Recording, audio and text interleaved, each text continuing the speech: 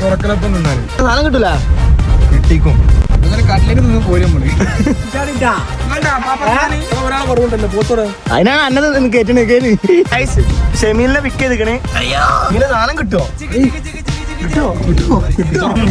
റമീസിനെ കൊണ്ട് നമ്മൾ തുറക്കലപ്പം തിന്നാൻ പോകണ്ടേ സമൂസ ചായ മിക്കവാറും കുടിക്കേണ്ട ഒരു പോക്കമാണ് ഇതേ പോയി ഓർഡർ ചെയ്താ കിട്ടൂല ഇനി നല്ല വ്യൂ നോക്കി ഇങ്ങനെ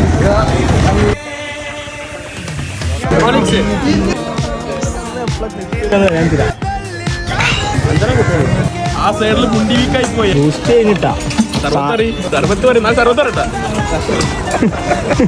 രോഗിനെ കൊണ്ടാണ്